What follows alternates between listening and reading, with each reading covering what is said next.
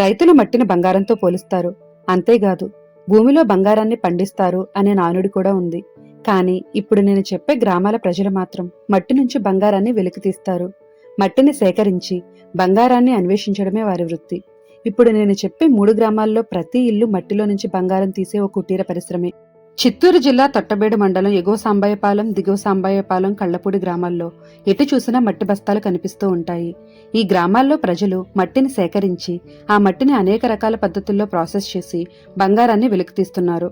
ఇలా ఒకరు కాదు, ఇద్దరు కాదు, ఈ 3 గ్రామాల ప్రజలు ఈ వృత్తినే నమ్ముకుని బ్రతుకుతున్నారు. కొంతమంది మట్టిని నీళ్లతో కలుపుతూ ఉంటే మరికొందరు ఆ మట్టిని ముద్దలుగా మారుస్తూ ఉంటారు. ఇంకొందరు ఆ ముద్దల్ని ప్రాసెస్ చేసి బంగారాన్ని బయటకు తీస్తూ ఉంటారు. చాలా ఏళ్లుగా ఆ 3 గ్రామాల ప్రజలకు మట్టే బంగారం. మరి వీళ్లు మట్టిని ఎక్కడి నుంచి ఎలా సేకరిస్తారు తెలుసుకుందాం. బంగారు ఆభరణాలు తయారు చేసేటప్పుడు కొంత వృధా అవుతుంది.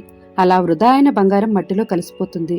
బంగారు దుకాణాల వద్ద స్వర్ణకారులు ఆ మట్టిని సేకరించి నిల్వ చేస్తారు. ఆ ఊరి ప్రజలు బెంగళూరు, మద్రాసు, హైదరాబాద్ లాంటి నగరాల నుంచి ఆ మట్టిని కొనుగోలు చేస్తారు. తర్వాత ఆ మట్టిని తీసుకొచ్చి ప్రాసెస్ చేసి బంగారు రేణువులను ఒకటిగా చేస్తారు.